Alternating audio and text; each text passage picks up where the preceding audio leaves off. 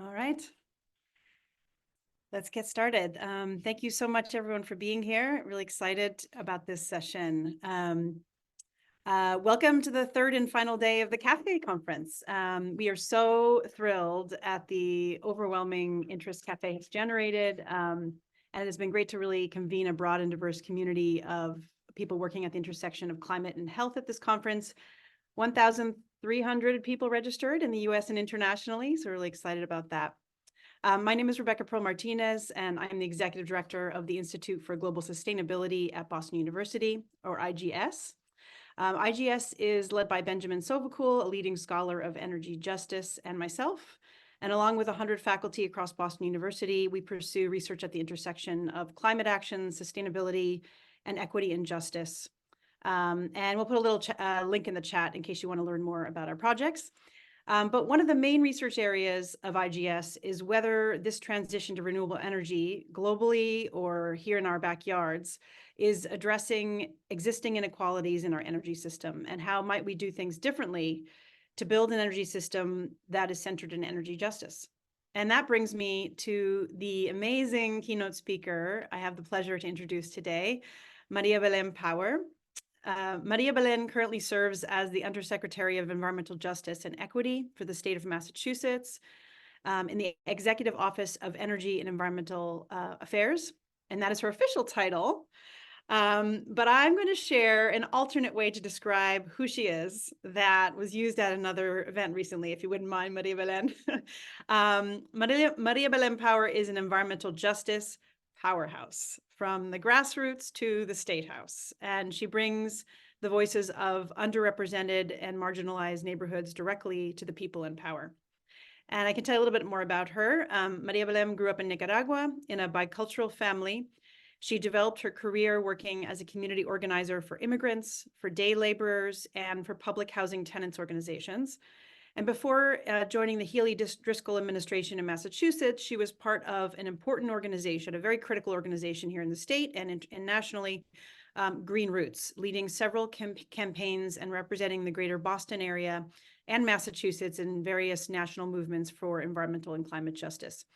She has also been a longtime organizing partner of Clean Water Action, which is a community-based organization dedicated to improving the urban environment and public health in Chelsea, Massachusetts, and surrounding communities. Her community organizing skills and her leadership were recognized by President Biden, who appointed her to serve on the newly established White House Environmental Justice Advisory Council. And now in her new role, she is committed to bringing the voices of underrepresented and marginalized neighborhoods directly to the state government, working to ensure that environmental justice principles are woven into all aspects of the administration's energy and environmental agenda. She holds a master's degree in public policy from Tufts University, a certificate in nonprofit management and leadership from Boston University, and a BA in sociology from Augsburg University. María Belén, welcome. After the presentation, we will take some questions, so please do start thinking about those during the presentation. And we're so delighted to have you as our keynote today. Thank you, gracias. Hola, bueno, mi nombre es María Belén y como dijo Rebeca, yo soy de Nicaragua y yo vine a los Estados Unidos para estudiar en la universidad y ahora llevo un poco más de 10 años trabajando en la comunidad. Bueno, trabajé en la comunidad de Chelsea como organizadora y ahora en el estado de Massachusetts, pero vivo en Chelsea con mi esposo Fidel, mis hijas Maya y Ana Victoria, y parte del enfoque mío también de mi trabajo es la justicia ambiental, pero también el tema del acceso a la justicia lingüística, y eso es una parte muy importante y clave de la justicia ambiental, especialmente de las comunidades inmigrantes. So if you didn't understand what I said, this is what residents who are low-income residents, communities of color, and those who lack English proficiency have been up against. Access to basic information, access to information that has been denied, and residents being excluded from decision-making processes. Like I said in Spanish, my name is María Belén Power, and to give you a sense of what environmental justice means in my community and how it relates to public health, let me tell you just a little bit about Chelsea, Massachusetts. Chelsea is the smallest and second most densely populated city in the Commonwealth of Massachusetts. At just 1.8 square miles, Chelsea has over 45,000 residents, over 70% of which identify as a racial or ethnic minority, the majority of which are Latina and Latino, Latine, like myself, who moved here from Nicaragua, and 24% live below the poverty level. In neighboring East Boston, there are over 55,000 residents who live in 5 square miles, 3 of which are occupied by Logan International Airport. 53% of East Boston residents identify as Latino and Latina, and 17% live below the poverty level. Now, environmental justice communities are providing one of the largest regional benefits and shouldering the burdens for air, land, water, and noise pollution from those very same industrial activities. 100% of the jet fuel used at Logan International Airport is stored on the banks of the Chelsea Creek. 70 to 80% of the region's home heating fuel are also stored along the banks of the Chelsea Creek. 70% of the region's gasoline is also stored along the banks of the Chelsea Creek. We also have 400,000 tons of road salt that are used in over 350 communities in the Northeast that are stored along the banks of the Chelsea Creek. Chelsea and Everett are home to one of the largest produce distribution centers in the country, serving the Northeast, the Mid-Atlantic states, and Southern Canadian provinces. And that brings thousands of trucks in and out of our community daily. On the public health side, our communities have some of the highest rates of strokes, cardiovascular disease, and asthma hospitalization in the entire state. Now, environmental racism, we know, I hope we all know, that did not just appear out of the blue. And neither is it a coincidence that Black and Brown and immigrant communities live in some of the most toxic, dangerous, and polluted communities. Environmental racism is the result of explicit policies and systems that were designed to segregate, to dehumanize, and to harm communities of color. In the 1930s, around 55% of the land in Chelsea, where I live, was deemed as hazardous, declining, and undesirable. Now, we understand how redlining was a racist housing and finance practice that was codified, and it was segregation by the federal government. Redlining led to disinvestment in Black and Brown communities. So it's no coincidence that these communities are the very same communities that are experiencing the worst of the climate crisis, like flooding and extreme heat. 80% of Chelsea, where I live, is covered in impervious surfaces, which contributes to extreme heat and urban heat island effect. Only 4% is public green space, 4%.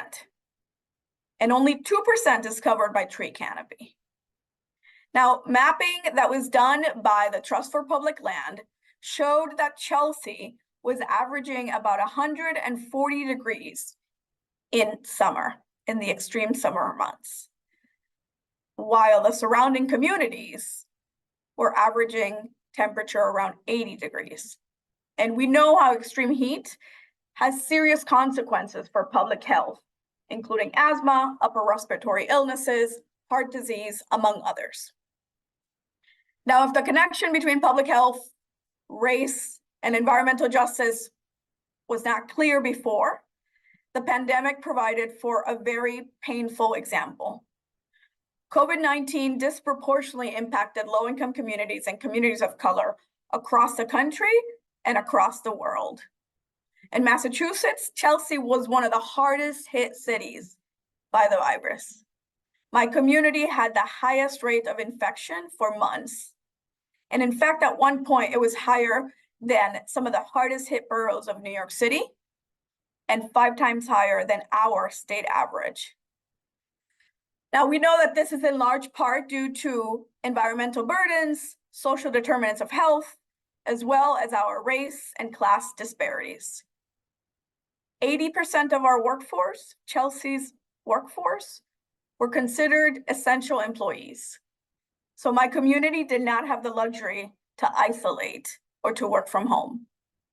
Now, the intersection between public health, environmental burdens, and race and class disparities has real implications for life and death. And the crisis provides us with an opportunity to shift, to build back better, and to ensure a just recovery for all.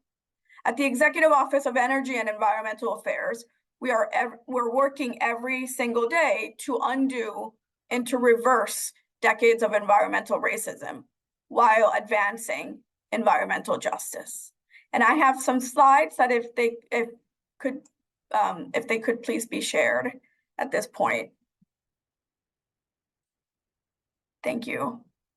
Thank you so much. And that was a brief introduction of myself and of really the context and the framing for environmental justice, environmental racism, and the public health consequences. Next. Now, at the state, we work under the 2 principles of environmental justice, and that is what leads our work. Number 1 is meaningful involvement by all people. And number 2 is equitable distribution of benefits and burdens. And so these are the 2 main guiding stars that really chart the path forward in our work and in our strategies. And meaningful engagement and involvement of people also includes language access, like I mentioned at the very beginning. Next. And so we have developed the environmental justice priorities for our office, for the Secretariat, and for the administration. And these are some of the highest priorities of our office that we are working on. And so the first one is the Environmental Justice Strategy, which is a statewide document that really guides the work of implementing and operationalizing environmental justice into the 14 agencies and offices under the Executive Office of Energy and Environmental Affairs. And that also, our priorities also include enhanced participation. And within the energy sector, it includes equitable siting, affordability and reliability, and workforce development. In the environmental side, it also includes cumulative impact analysis, community benefit agreements, and the idea and the principle and the sort of the mission of avoiding, minimizing, and mitigating environmental harms. And the last one is Justice 40, and really the initiative to ensure that at least 40%, but if not more, of the investments into clean energy and the environment are being directed to environmental justice communities, or as the federal government refers to them, low-income and disadvantaged communities, also known as LIDAC. Next. And when we talk about meaningful community engagement, me as an organizer, it is second nature to me. I know exactly what it means. And even though things, the way we engage with folks and with residents on the ground does evolve, these are some of the best practices that I recommend in my office and for our agencies, including language access through interpretation, ensuring that the location for the meetings are accessible, that we are attempting and really trying to reimburse any cost associated with participation. At the end of the day, participating in a public process does cost money for folks. It costs having to find childcare, having to get there and figure out transportation, having to figure out dinner. And so these are some of the best practices that we recommend.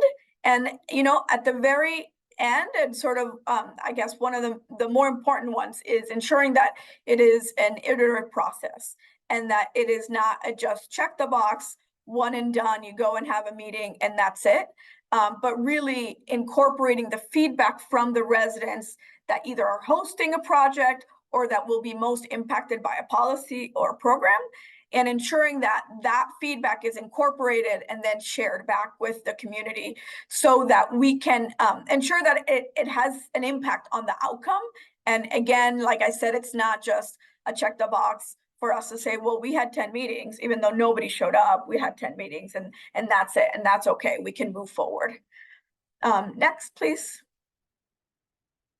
And in terms of our office's engagement around environmental justice, we have a few bodies of engagement that we really sort of prioritize and we really make sure that we go back to when we are implementing environmental justice. So there are the external bodies of engagement.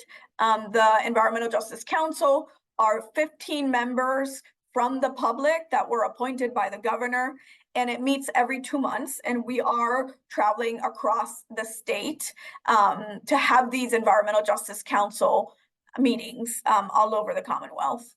The Environmental Justice Table is a body of advocates and organizers that meet and they coordinate themselves. This is an outside of government engagement that they come together and they strategize, but we see them as a key resource for our policy making. And last is the Justice 40 Working Group, which is a group that was created last fall with my office to ensure that we're engaging folks on equitable investment. And it includes organizations from across the state and really cross-sector. A lot of times organizations maybe don't call themselves environmental justice organizations, but they definitely work with and engage environmental justice communities and populations. And now the two bodies of engagement that are internal to government that I am working on and that really are a resource to me internally are the Environmental Justice Task Force, which is internal to EEA, internal to my secretariat, and that really it's convened by my office, and it's a space where coordination and collaboration happens on the implementation of environmental justice. And last is the Environmental Justice Interagency Working Group, which is a cross-government body and includes all secretariats under the administration, under the Healy-Driscoll administration. It is also convened by my office, and we do collaborate with the Climate Office, the Office of Climate and Resilience, and with Chief Melissa Hoffer. Next. So, a lot of folks, we like to talk about Justice 40, but not a lot of folks understand what it really means. And so it is not a new pot of funding. It is not a grant. It is not a stream of dollars. It is the goal and the framework that at least 40% or more of overall benefits should go to environmental justice populations. And like I said, like the federal government refers to them and they have their mapping tools.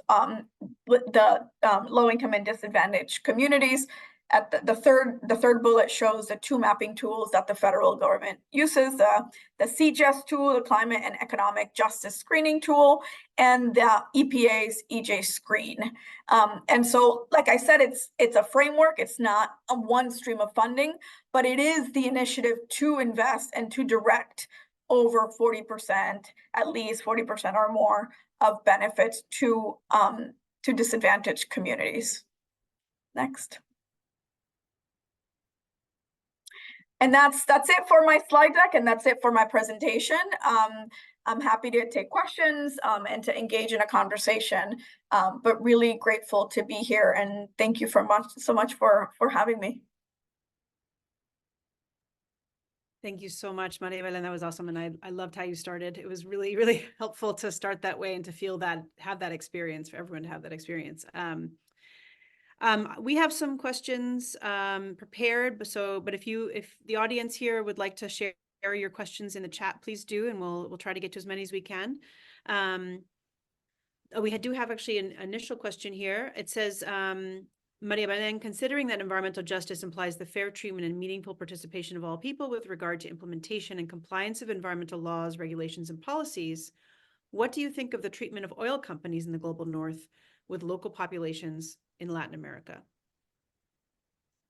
Yeah, I mean, that's a tricky one being from Nicaragua. You know, a lot of these issues, while have hyper-local consequences on people on the ground, they are oil and mining, I see on the chat. They are a lot of the same issues, not just across the country, right? Because what we live in environmental justice communities in Massachusetts is very different than what southern states in the country are facing and are battling.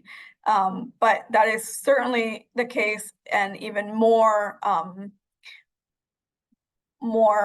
amplified or more stark is the experiences of folks in the global South. And, you know, I mean, the role that the US has played in international policy and foreign policy has really had a lot of these consequences that you know, that lead to migration, that lead to folks to deep poverty and pollution and contamination.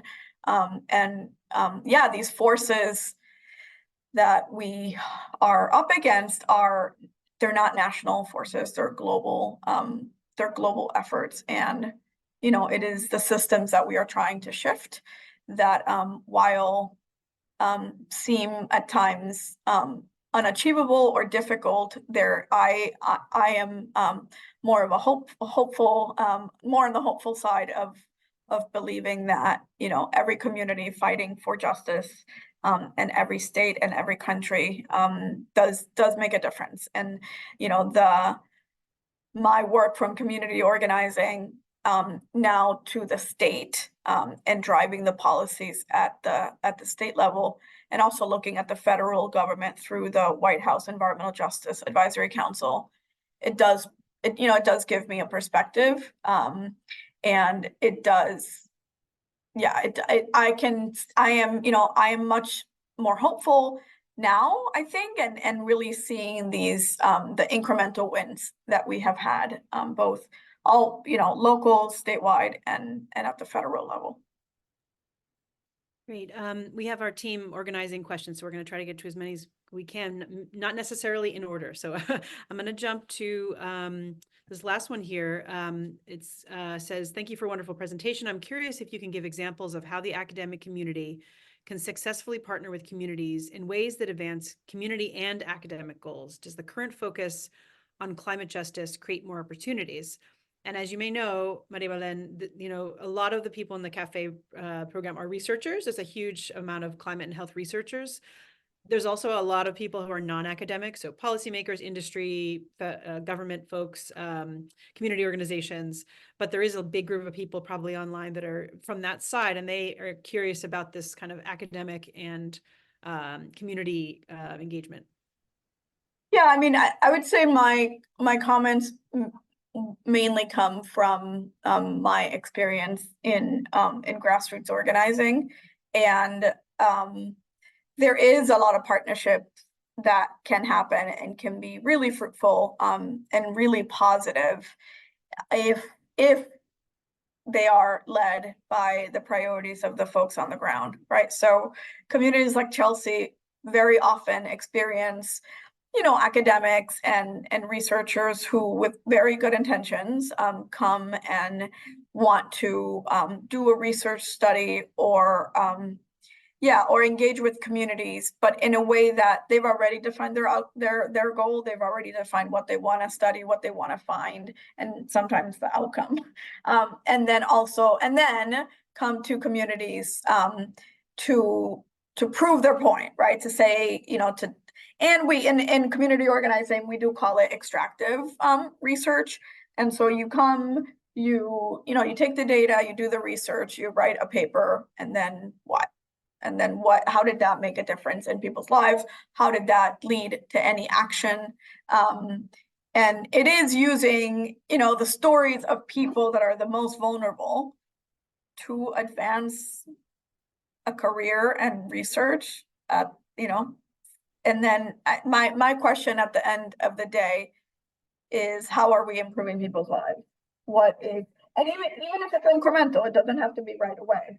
But the question that I kept kept questioning myself, kept asking at Green Roots in Chelsea and here at the state is, how are we improving people's lives? That is my compass. That is the goal. How are the research projects, the research questions, how are we improving the lives of the residents that we're working with? And it really needs to be a relationship of equal learning. And so as much as the researchers are using the communities or coming and studying the communities also should have a benefit from that experience, right? And I've seen incredible examples when I worked at Green Roots of if studying urban heat and residents being able to go out and take pictures and do a photo exhibit of what does extreme heat look like in their communities, or what does flooding look like in their communities. And so it does have to be intentional, and it needs to be based on relationships and trust. And you can start building a relationship and trust, but it cannot be simply with the goal of advancing one research or advancing the academic priorities. But it really needs to be a mutual relationship of respect. And one of the HEMES principles of organizing is people speak for themselves, and so nobody should be speaking for the communities, but really allowing them to speak for themselves and allowing them to have a voice is really important. Yeah, that sounds like a compass that academic community can really use in how they approach this as well. And for those interested, one of the components of CAFE, if you haven't seen it already, is the idea of thinking about research translation. Like, how do you create policy that is evidence-based? And we part of that is for us to understand and to kind of to communicate how we can be less extractive in partnerships with communities. So be in touch with us if you're interested in being part of that, or getting support, or any kind of training or learning about that. I'm gonna, there's a couple of questions that came through on Justice 40 in your last slides. You talked about, the long history of disinvestment in Black and Brown communities, and Justice 40 is kind of meant to help turn that around, which is not not a small feat. And so my question, and this dovetails with another one that came in, what do you think that states need to do differently to ensure that Justice 40 is realized? Flora Katz asked, do you have examples where you realized that the Justice 40 goal, there has been realization of the Justice 40 goal of distributing benefits?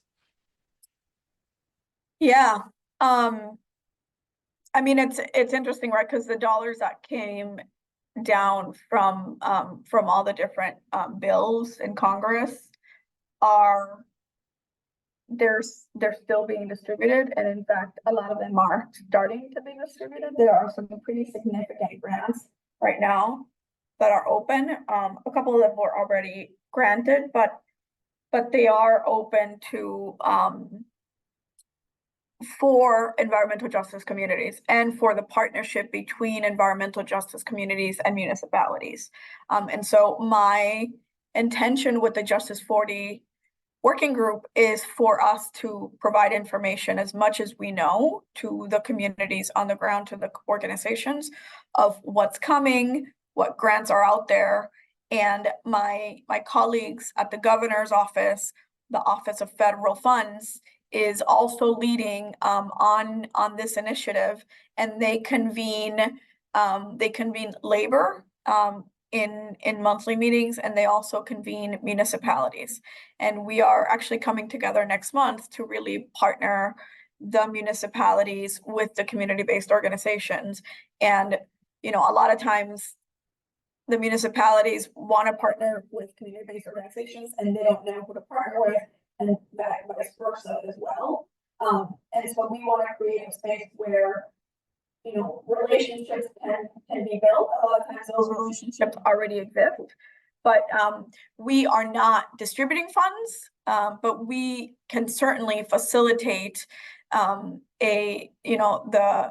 the sort of collaboration that should happen. And we've seen in our own applications, in our own state applications for federal dollars, that the more intentional we are on environmental justice, the more meaningful the engagement is, the higher chance we have of getting the dollars. And so not only is it the right thing to do, but it actually makes financial sense, because we will have a higher chance of getting the grants if Justice 40 and environmental justice are centered and are part of the process from day one. And part of that includes, and I'm working with colleagues inside our office to ensure compensating for knowledge and stipends. And a lot of times, and I remember this at Green Roots, we were asked over and over and over and over again what we thought about A, B, or C.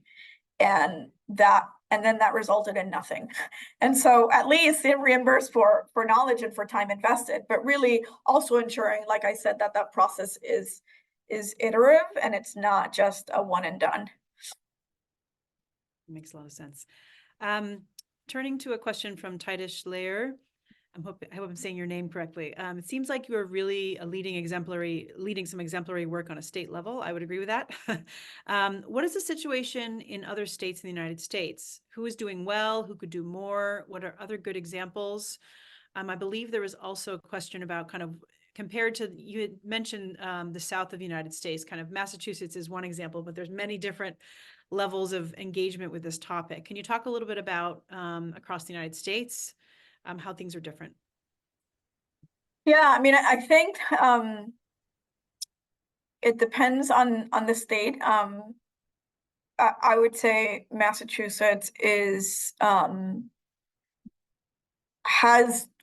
we are very privileged and have a lot of benefits that I think sometimes we take for granted that other states are struggling with. At the same time, the issues of race in the Northeast and in New England have been very complex and very difficult to address. And so in some ways, that we have a lot to learn from the South and from the West Coast too. It's interesting because Massachusetts, we are very competitive. We're going after every dollar, after every grant, and we want to get every dollar available. At the same time, that means that other states are maybe not getting those dollars. And so, a lot of this is political. A lot of this is about the political context of what is going on. And, I see states, like Texas and Florida that have very powerful social movements, and that folks on the ground have been doing the work year after year, decade after decade. And, how much collaboration they get from their state government really obviously depends on the politics. And I think that communities have been able to shift that when they see the participation and the collaboration from the state, then they collaborate with the state. And then sometimes they don't. And then they sort of move ahead and keep on working for environmental justice with their municipalities or with their with the counties and with whichever level of government is really advancing environmental justice. Really, it depends on, and it depends, is it an election year? Is it not an election year? It just, there's a lot of factors involved in how these resources are distributed. And we are seeing that right now in this year before November. Absolutely. Are you working across states? Is there like a body in which you're kind of all the people like you are talking to each other that have similar tasks? I mean, aside from the White House Environmental Justice Advisory Council, there are some interstate collaborations. There's a Northeast Just Transition working group where folks get together. I do have colleagues here who work on interstate transmission when it comes to energy infrastructure. Massachusetts is a tiny state, and so we cannot lead the Northeast, energy transition all by ourselves. And so there has to be collaboration with New England states and the Northeast. So that is definitely happened on the energy transmission side, and collaboration that happens around policy making on just transition and environmental justice. I'm going to extend these questions internationally and kind of non-geographically, because we have a couple coming in here. Please take a sip of your drink for sake of break here. So I'll read a couple through a couple of these. For we have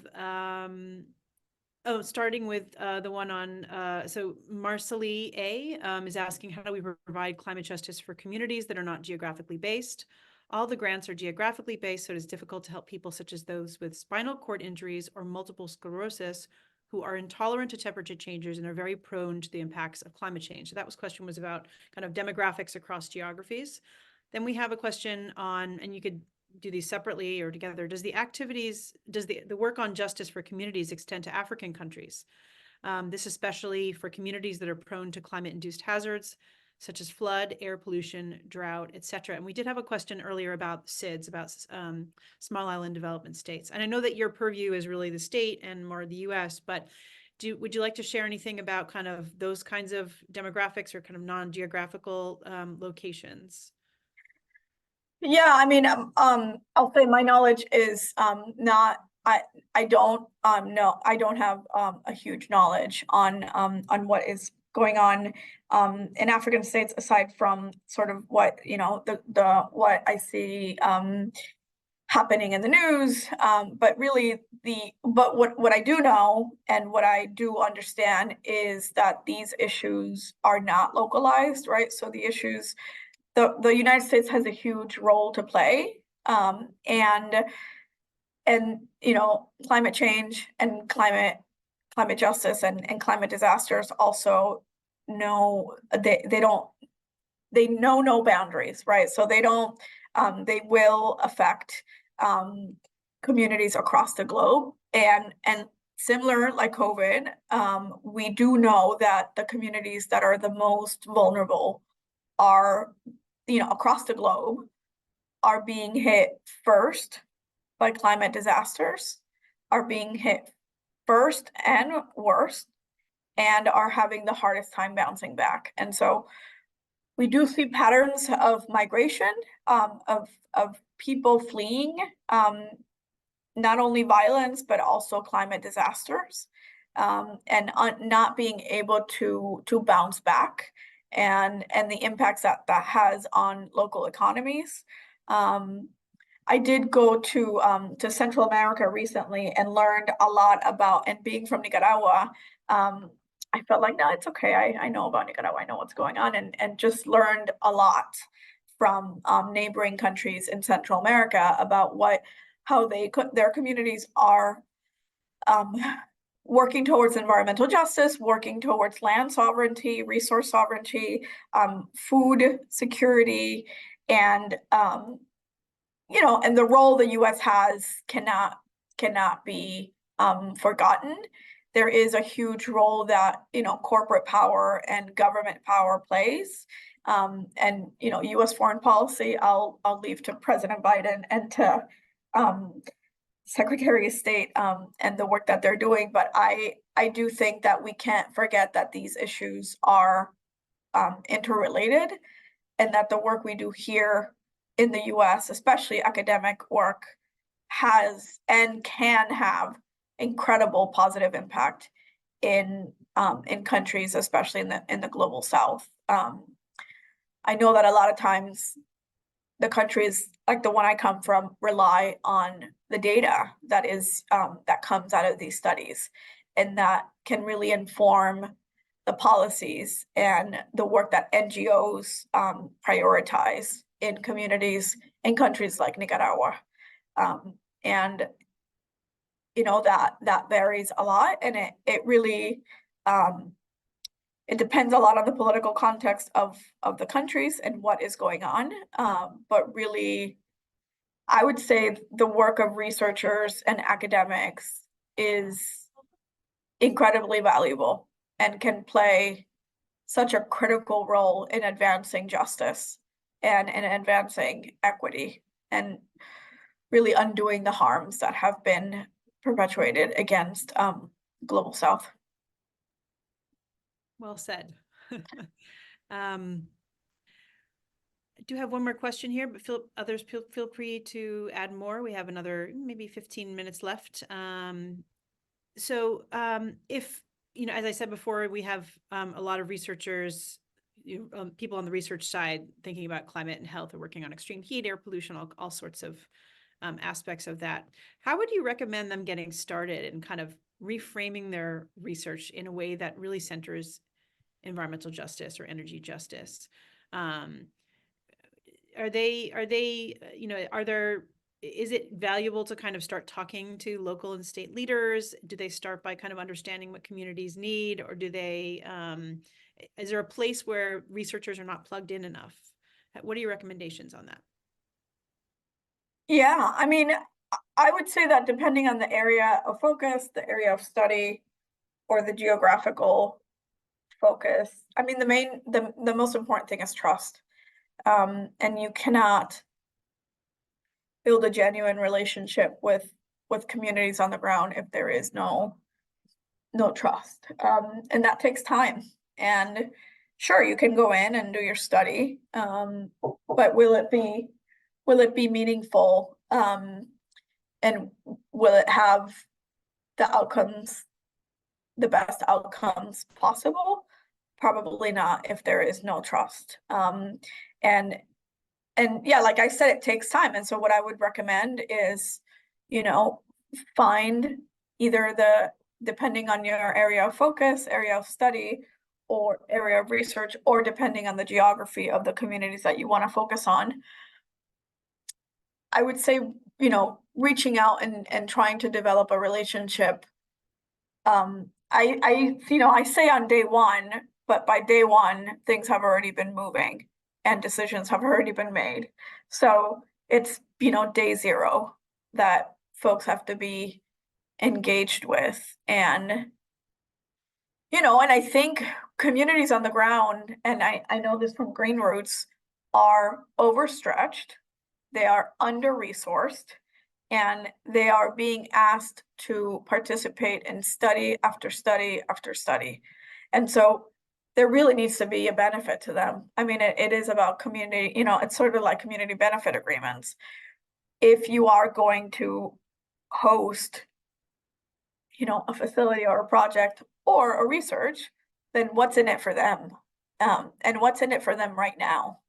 So the results of the research or the studies may come, later, a year, 10 years, 20 years later. But what is in it for them, for the communities right now? And not to make it seem all about money, but people are struggling.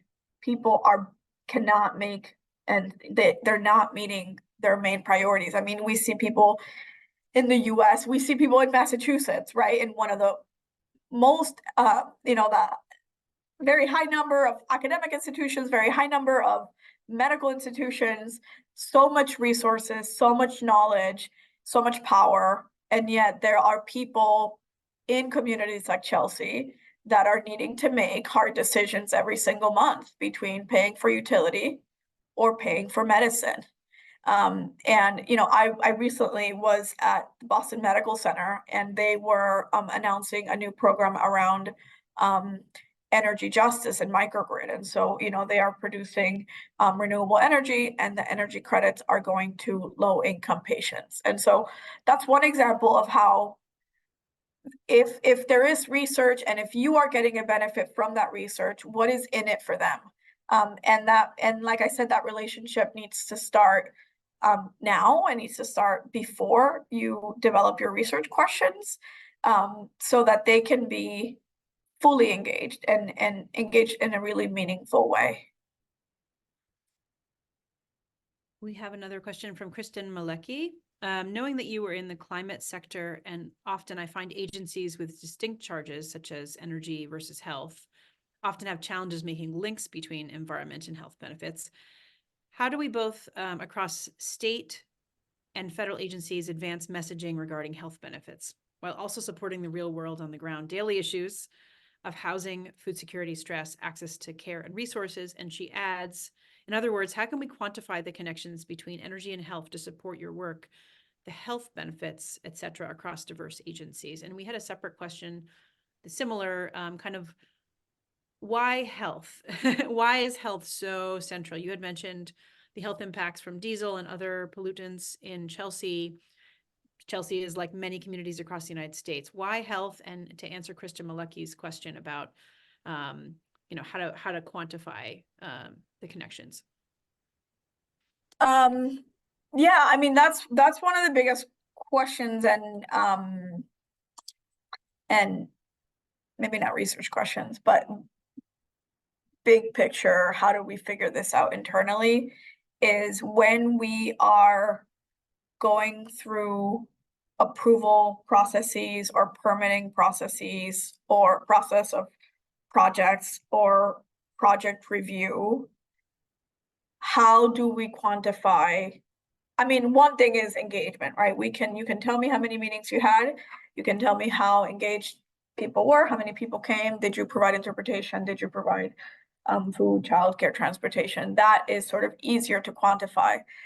But as we transition to the clean energy economy, we do have to figure out how do we make sure that the impacts from today are not going to have adverse consequences in people's public health. And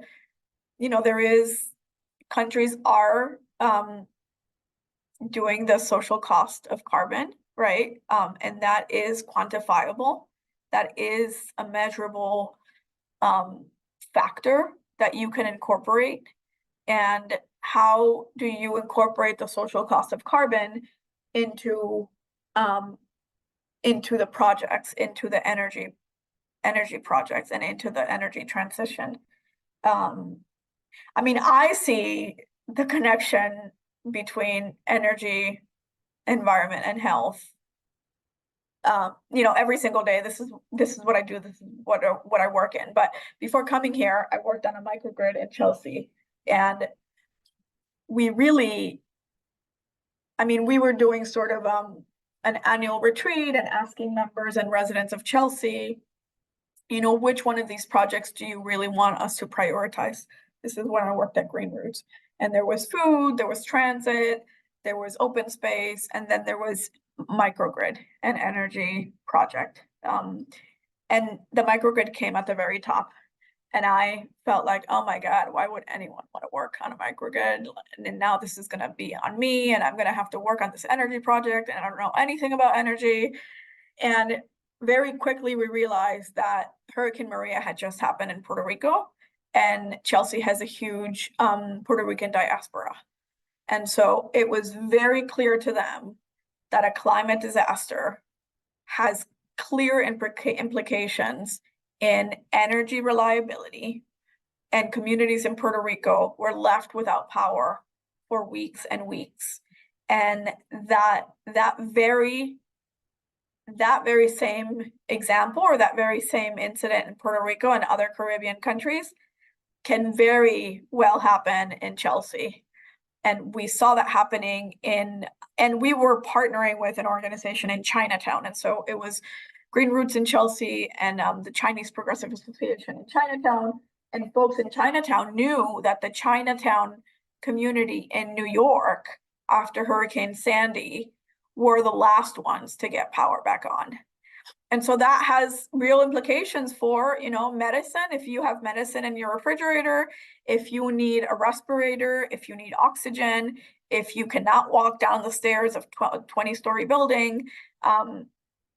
And in Chelsea, thinking about if a public housing development loses power, what can we do in Chelsea? And there is a lot the municipality can do to ensure that there are emergency shelter, or that people have energy when the power goes out, when the big grid, the main grid goes out, that there is power being generated and distributed through the microgrid. And for me, the connections are very clear, but but you can also see it on the ground, and residents in Chelsea knew exactly the connections. They made references to Hurricane Mitch in Central America, and how, there were mudslides and people lost power and water, and how these sort of basic services of electricity are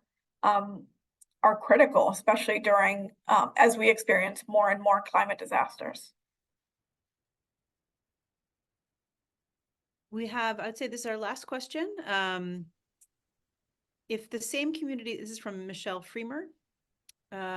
If the same communities are being barraged repeatedly, my guess is that other communities have never seen anyone interested in working with them. How can we maintain a map to know which communities are already working on climate? From a research perspective, it does seem like the same groups, communities are the focus of more funding and research. That's absolutely Yep. true. Yep. You know that from Green Roots too. Whereas there are also deserts.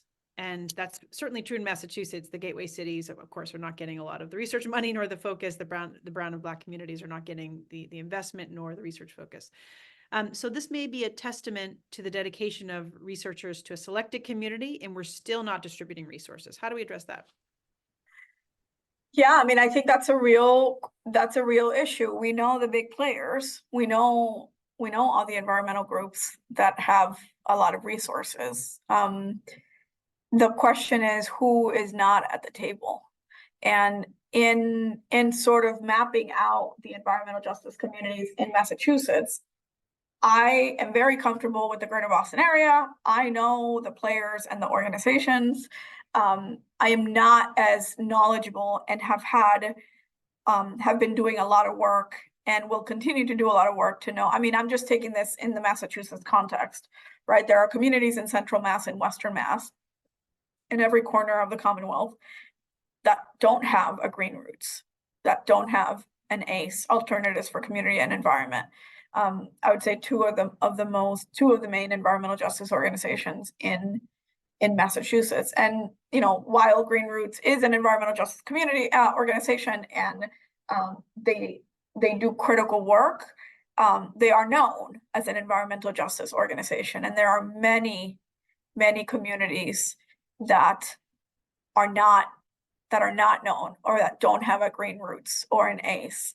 And I think a lot of times, this is, I mean, I have had to do a mapping of who knows who. Okay, so who's in Springfield, and who knows anyone else in Springfield, and who's in Leominster, and who knows other folks in Leominster, and North Adams, and Gardner. And so it is, at the end of the day, you will be able to figure out who is, to bring more people on, right? To bring more people to the study, to the research, to the table, to the policy making.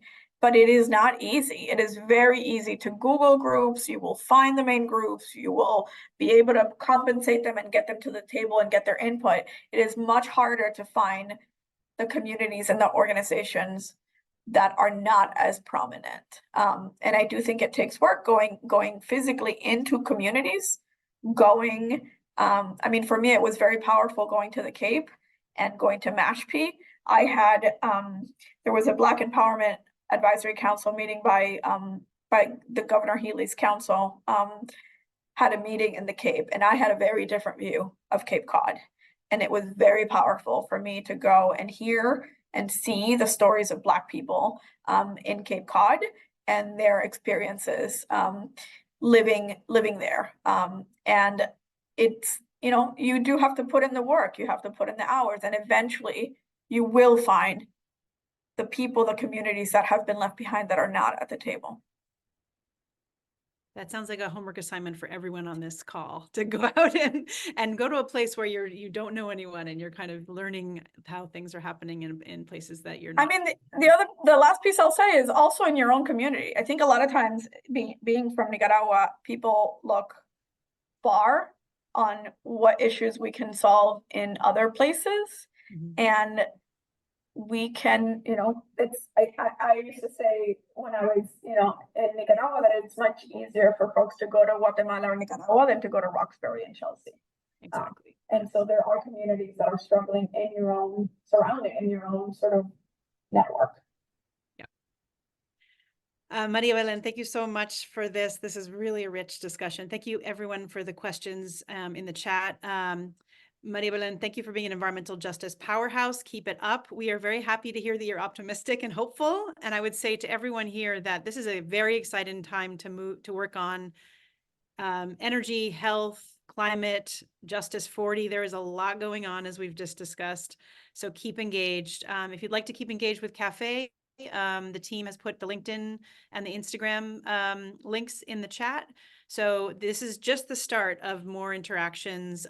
There's a lot of resources through CAFE, whether learning how to work with communities or training on various aspects of this work. And so please do keep engaged.